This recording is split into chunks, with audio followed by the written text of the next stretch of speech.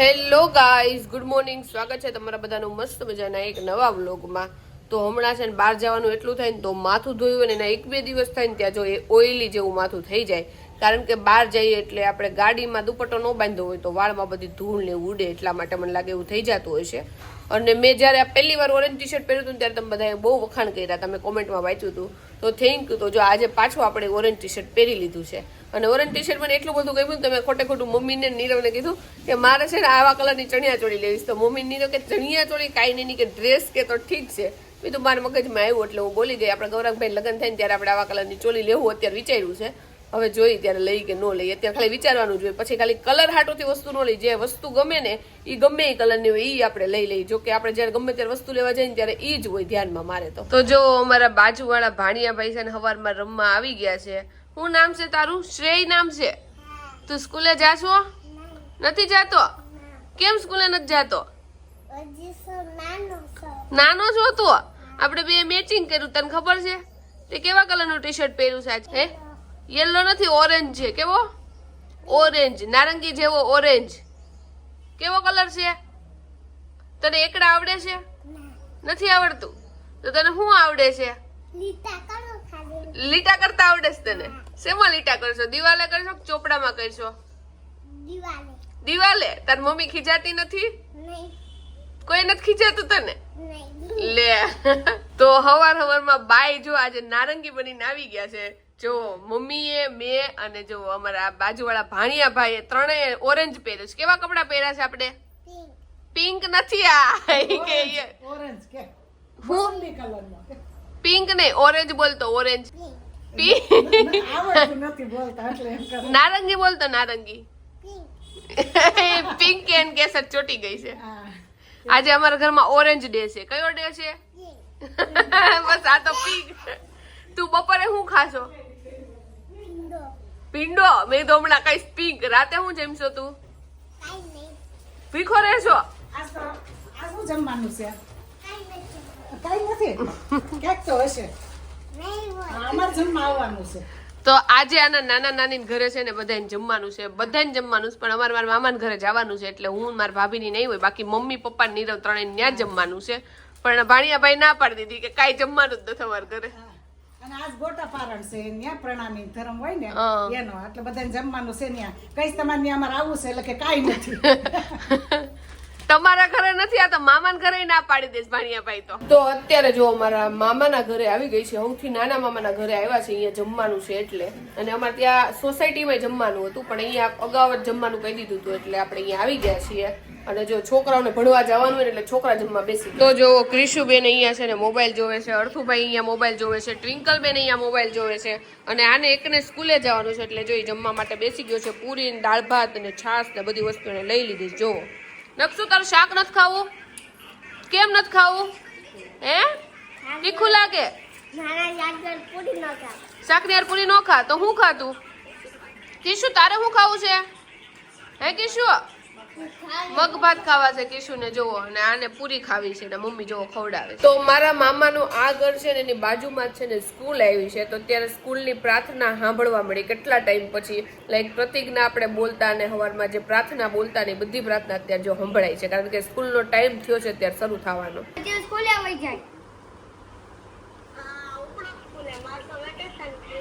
મારે તો પતિ ગયું છે. હા, પરમદી હવારે મળી. અર્થુ જોવો વિવાન આરે ફોનમાં વાત કરે જો. વિવાનભાઈ જો ઓ તમારા વિડિયો કોલિંગ જે ઓલો ફોટો છે ઈ દબાઈ તો આવશે. વિડિયો કોલિંગ આવશે કાકા, દબાઈ તો. વિવાન તું કેમ ન આવ્યો અહીંયા? નો આવવા દીધો? થોડોક જાડો થઈ ગયો લાગે છો કે પતલો જ છો તું? થોડોક વાળ બાળ વધી ગયા લાગે છે. કપાવા નથી ઉનાળામાં?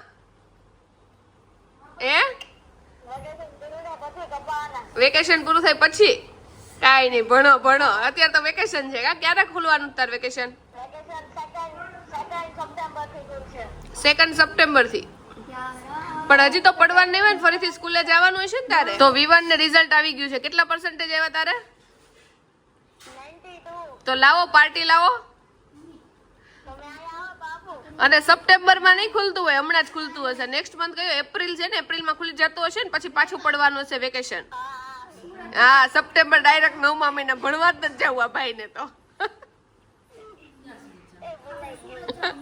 તો જમવામાં જો પૂરી છે, બટેકાનું શાક છે, શ્રીખંડ છે, ખમણ છે, સલાડ છે, સાબુદાણાના પાપડ છે અને ચોખાના લોટના પાપડ છે અને આની અંદર ભૂંગળા હોતન છે. પણ મેં જો આટલું ખાઈને પછી આપણે ભૂંગળા લઈએ. આ બધી વસ્તુ ખાવાની બહુ મજા આવે, પણ ઉનાળામાં પછી છે ને પાણી બહુ પીવડાવે. તો મારા મામાના ઘરેથી અમે 3:30 જેવું છું ત્યાં નીકળી ગયા હતા. પછી રસ્તામાંથી છે ને અમે સાવણી મારા ભાભીને લઈ જવું હતું તો એ લીધું અને ફાઇનલી ઘરે આવતા રહ્યા છીએ. અને અર્થુને કીધું કે આપણે કાંકરિયા છે ને ઝૂમાં લઈ જઈએ, પ્રાણી સંગ્રહાલય જોવા લઈ જઈએ.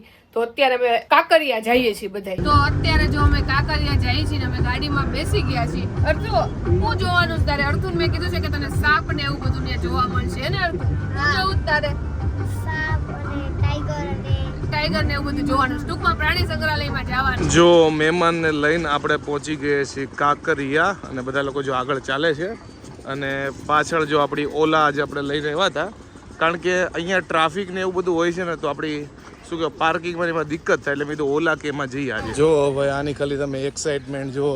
કાંકરિયા પહોંચી ગયા છે ભાઈ અને જૂ બાજુ જઈએ છે કારણ કે નાના છોકરાને ખાસ કરીને પ્રાણી સંગ્રહાલયમાં મજા આવે ને તને અર્થું. કારણ કે એના દોસ્તારને મળવાનો છે, મંકીને હે ને તારા દોસ્તારને મળવાનો છો ને. તો નાના હતા ને ત્યારે છે ને આપણે કાંકરિયા બહુ આવતા, પણ પ્રાણી સંગ્રહાલય મને યાદ છે કે આ વાંદરાની બધા મેં જોયેલા તો છે, પણ મને લાગે બહુ નાની હશે ત્યારે આવી હશે. કારણ કે મોટી થઈને પછીની મેમરી મારા મગજમાં કઈ છે જ નહીં આ પ્રાણી સંગ્રહાલય. તો અત્યારે જો મોરલાની બધું જોઉં છું ને તો મને યાદ આવ્યું કે મોરલાની બધું મેં જોયેલું છે. અને અમે આવ્યા ને ત્યારે મોર કળા કરતો હતો ને અમે એનો વિડીયો હોતર લીધો હતો, પણ હવે ક્યાંય ગયો ની વિડીયો ખબર નહીં. કારણ કે તઈ મારા પાસે કદાચ ફોન નહોતો એટલે મારા પપ્પાના કોકના ફોનમાં લીધો હશે એ વિડીયો. હું નાનો હતો ને ત્યારે કાંકરિયાના પ્રાણી સંગ્રહાલયમાં એટલો આવતો ને કે વાત જવા દો. કારણ કે નાનપણથી મને પ્રાણી જોવાનો બહુ શોખ અને એટલો જ શોખ હાલમાંય છે. આજે અર્થુન લઈને પ્રાણી સંગ્રહાલયમાં આવ્યો ને તો એની જેટલો જ ઉત્સાહ મને હતો. કારણ કે મને નવું નવું જાણવાનું છે ને બહુ, એટલે બહુ મજા આવે ખાસ કરીને. એટલે પહેલાં જેટલું હું ઝૂમાં જવા એક્સાઇટેડ હતો અત્યારે એનાથી ડબલ હોઉં. અર્થુ, નીરવ ફુવાઈ તને શું કીધું? એ કે મગર અને શું કહેવાય વાઈફ નો ચાળા ન લેવાય, ગમે ત્યારે ઉપાડી લે. ક્યાં ઉપાડી લે? ક્યાં ઉપાડી લે? અર્થુ નાનો છે કેટલો સમજાય કે મગર અને વાઈફના ચાળા ન કરે. અર્થુ તારે વાઈફ લાગે છે એટલે તને ખબર. એની વાઈફ છે ક્યાં છે? કે તો ક્યાં છે? તો સિંહના પાંજરામાં ક્યાંય સિંહ નથી દેખાતો એટલે અમુક માણસો જો ફાકા મારે છે બહાર. આ રહ્યો સિંહ જો. અહીંયા રહ્યો, આ સિંહ જ છે, મને ખબર જ છે. અહીંયા રહ્યો સિંહ. બે સિંહ ભેગા થઈ ગયા. સિંહ અને સિંહ નું બચ્ચું લાગે છે, બે સિંહ તો નથી. તો જોવો આ સિંહ પાંજરામાં પુરાઈ ગયો છે અને હવે આ સિંહ ની વારી છે પાંજરામાં પુરાવાની. લગન થાય એટલે આ સિંહ પાંજરામાં પુરાઈ ગયો.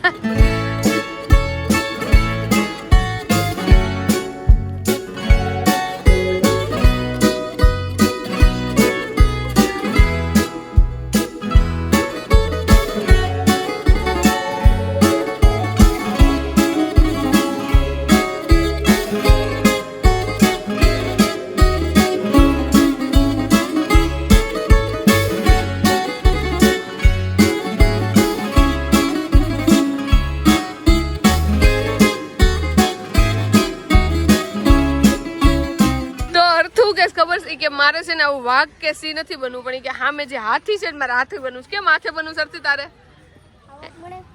એટલે હું ખાવા મળે હાથી હોય તો? હે, ઘાસ ખાવા મળે. એ આવતા જન્મની વાત કરે. આવતા જન્મમાં હું બનું નહીં. તો તારે ઘાસ ખાવું આવતા જન્મમાં? અરસો દેડકો બન્યો તો તું કૂદકા મારશું એ પ્રમાણે દેડકો જ બની ગયો એવું લાગે. તો નીરવ ફુવા શું બનશે? કાઈ નહીં. અર્થુને છે ને એના ફુવા કાક ને કાક કહી દે છે, પણ એ મને લાગે અર્થુન નથી કહેતા, એ મને કહે છે. હું કહેશો અહીંયા ક્યાંક ભાલું છે ને તો કે જો અહીંયા આગળ છે ને ભાલું છે. હું કઈ ભાલું છું? આપણે કોને ભાલું કીધું અર્થું?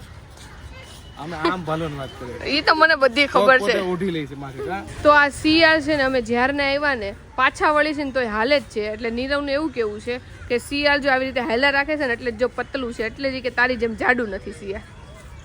ક્યારનો આવ્યા ને તેનું હાઈલા જ રાખે જો વોકિંગ ઉપર છે જો. હા એટલે જ પતલું છે હે ને, એટલે જ તારી જેમ જાડું નથી.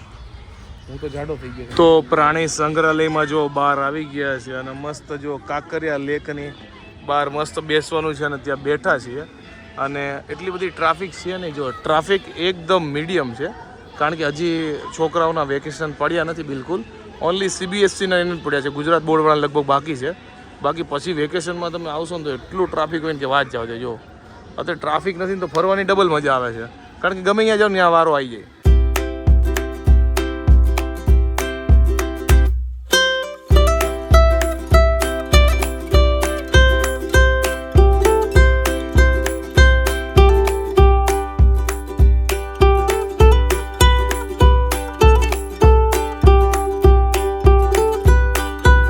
જો ભાઈ અર્તુભાઈ ને એનો ફેવરિટ ઢીંગલો મળી ગયો છે, એટલે ભાઈ જો એને કૂદકા મારવાના ચાલુ કરી ધબધબાટી બોલાવે. જો તમને પક્ષીનો અવાજ સંભળાતો હશે, તમે જો ખાલી કેટલા પક્ષી અહીંયા છે ને ગ્રુપમાં જો અલગ અલગ જાતની રચના કરે છે. હવે શું આનો મતલબ થાય તો ખબર નહીં, પણ બહુ એટલે બહુ ઉડે છે. જો ગમે ત્યાં તમારી નજર જાય ને. જો અત્યારે બધા લોકો ફાઇનલી ટ્રેનમાં બેસી ગયા છે. તો હાલો બધા ટ્રેનમાં બેસવા. આખું કાંકરિયા તો અમને એવું થતું હતું કે હાલી નહીં ફરી શકીએ, એટલે ટ્રેનમાં બેસી ગયા છે એટલે આખું કાંકરિયા ફરાઈ જાય અમારે. અર્તુ અમારે સામે કેમ બેઠો? તારે તો હકાવાની જ ટ્રેન. હે ના ના હકાવન નથી, હકાવશે તો ડ્રાઈવર. અર્તુ દોડીને અમારા હાટુ જગ્યા રોકી. કાઢતું હા કેવો દોડ્યો તો? પડી ગયો. એવો દોડ્યો તો કે આની અંદર પગ આવી ગયો છે, આની અંદર. હે ને હા હારું થયું ચંપલ નો કરી ગઈ, નકર ચંપલ વગરનો થઈ જાય અર્થવાદ, કારણ કે હાથ જાય એમ નથી. તો એક દિવસ છે નીરવ એવું કહેતો હતો કે લગ્ન થાય ને પછી કે અમારે કોઈ દિવસ કે બારી વાળી સીટ તો નો જ આવે. એ વાત સાચી છે. અહીંયાથી જો સારો વ્યૂ આવે એટલે આપણે આ સીટ લઈ લીધી છે.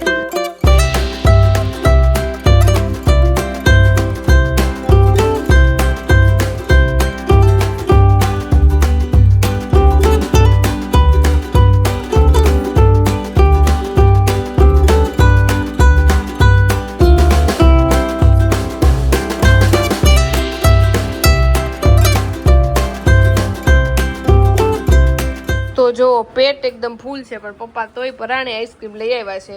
તો બધા જો આઈસ્ક્રીમ બેઠા બેઠા ખાય છે. અને અર્થુભાઈ આજ રોંઢે નથી ઉતાર તો જો ઊંઘમાં છે એટલે એને કઈ ખાવું નથી. હાલો બધા આઈસ્ક્રીમ ખાવા. વાગ્યા છે રાતના 9:45 અને ફાઇનલી આપણે ઘરે આવી ચૂક્યા છીએ. અને બધાની બેટરી સાવ પૂરી થઈ ગઈ. જોકે અમે કાંકરિયાથી પછી જમવા માટે ગયા હતા અને અહીંયા જ બધાની બેટરી પૂરી થઈ ગઈ હતી. ફાઇનલી ઘરે પહોંચી ગયા છે ને કેટલા દિવસો બાદ કાંકરિયા ગયા હતા. અને કાંકરિયા સાથે આપણે આખી શું કે બાળપણની બધી યાદો જોડાયેલી છે, કારણ કે અમે જ્યારે નાના હતા ત્યારે અમદાવાદમાં ફરવા માટે ગણીને કાંકરિયા જ હતું અને બહુ ઈઝી પડે ઘરેથી જવામાં ને એમાં. અને આખું ફેમિલી કાંકરિયા જતા ને એ બધી યાદો મને તાજા થઈ ગઈ. એમાં ખાસ કરીને પ્રાણી સંગ્રહાલય ભાઈ મોજ આવી ગઈ. ત્યારે મોજ આવતી, અત્યારે એટલી જ મોજ આવે છે. જોકે પ્રાણીઓ પેલા કરતા અત્યારે ઘણાય ઘટી ગયા છે. ઘણા ત્યારે જે પ્રાણીઓ હતા ને અત્યારે છે નહીં, કારણ કે બધી ફેરબદલ થતી હોય અને અમુક શું કે વાતાવરણ અનુકૂળ ન આવે તો બીજા ટ્રાન્સફર એ કર્યા હોય. તો કાંઈ નહીં, આઈ હોપ કે તમને આજનો અમારો આ વ્લોગ ગમ્યો હશે. ગમ્યો તો શું કરો તમને ખબર છે, લાઈક કરો, કોમેન્ટ કરો, મિત્રો સાથે શેર કરો, ફેસબુકમાં ફોલો કરો, યુટ્યુબમાં સબસ્ક્રાઈબ કરો. મળે નેક્સ્ટ વિડીયો. ત્યાં સુધી bye bye, good night, battery પૂરી.